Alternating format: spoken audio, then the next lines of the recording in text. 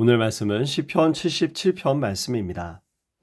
시인의 심정을 드러내는 표현들이 여럿 등장합니다. 시인은 부르짖고 있다고 이야기합니다. 환난 날 중에 있고요. 밤에는 잠을 이루지 못하는 가운데 있습니다.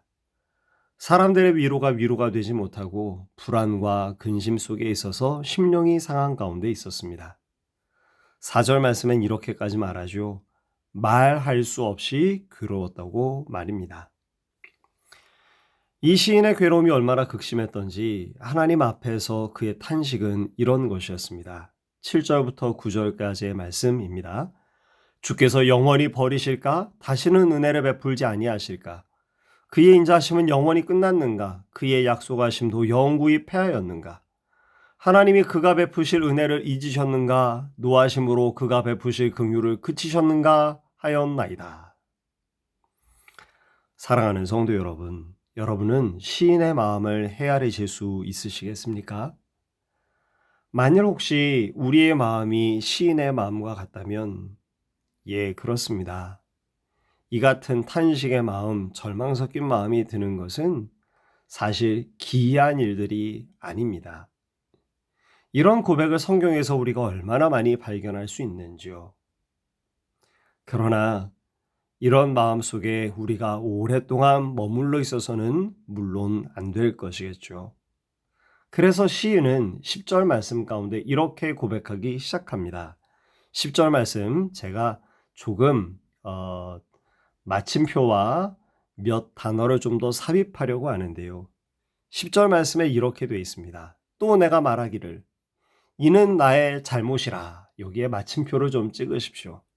그리고 우리의 이해를 조금 돕기 위해서 그러나 이제 내가라고 하는 그런 몇 단어를 그 뒤에 한번 배열시켜 보십시오. 이렇게 되는 겁니다. 또 내가 말하기를 이는 나의 잘못이라.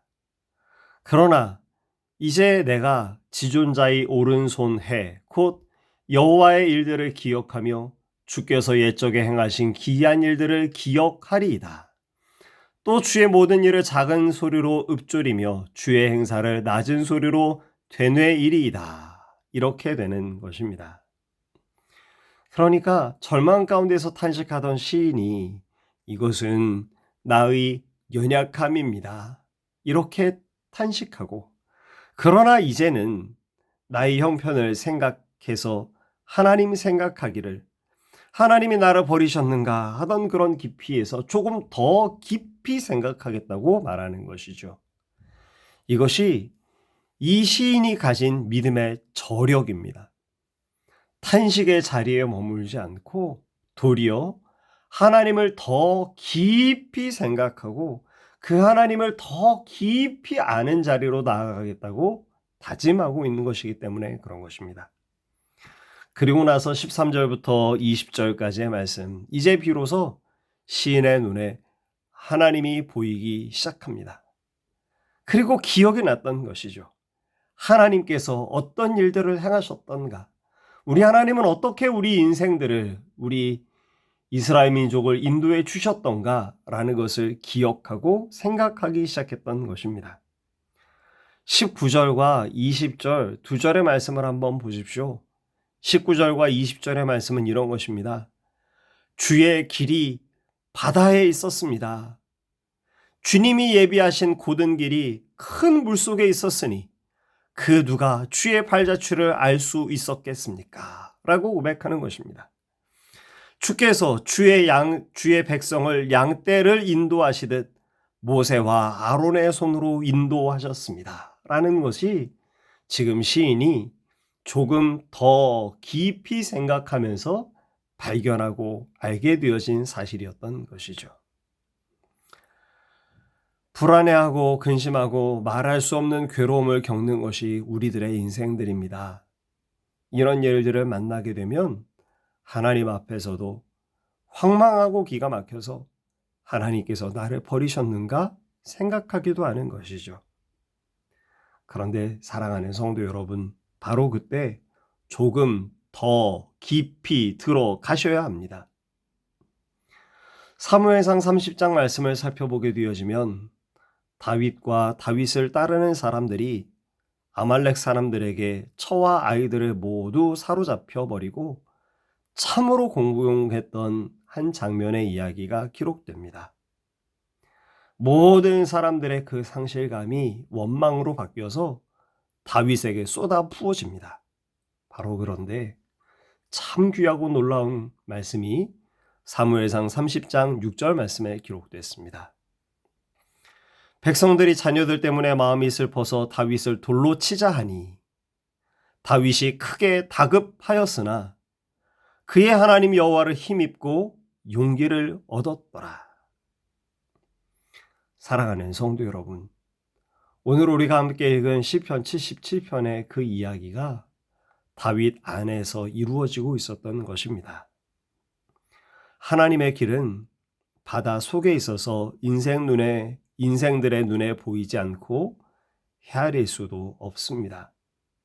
그런데 사랑하는 성도 여러분, 그 하나님의 길이 보이지 않는 것으로 인해서 낭망하고 주저앉으시겠습니까?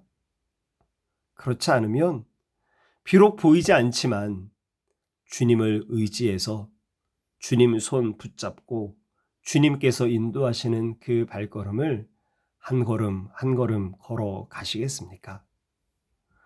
오늘 우리가 함께 읽은 시편 77편은 시인의 탄식과 함께 그가 가진 믿음의 저력을 우리에게 보여주면서 우리를 도전합니다. 낙심의 자리 가운데, 근심과 불안의 자리 가운데 만일 있으시다면, 그래서 하나님 앞에 탄식하는 자리 가운데 있다면 조금 더 깊이 들어가십시오. 조금 더 깊이 들어가는 바로 그 자리 가운데에서 우리 하나님께서 우리 하나님이 어떠한 분이신지를 우리에게 보여주시고 우리로 하여금 그 하나님을 의지해서 한 걸음 한 걸음 주께서 인도하시는 발걸음 걷게 할 수 있도록 은혜를 베푸시고 세임 주실 것을 믿습니다. 잠시 기도하겠습니다. 사랑하는 아버지 하나님, 오늘 우리 인생들이 얼마나 연약한지 순간순간 넘어지고 불안해하고 근심하고 탄식할 때가 참 많이 있습니다. 그러나 주님, 바로 그때에 조금 더 깊이 들어가서 우리 하나님을 기억하고 우리 하나님을 생각하고 그 하나님께서 역사하신 일들을 떠올리며 그 가운데에서 우리 하나님을 더욱 신뢰할 수 있게 되어지기를 주님 간절히 원합니다.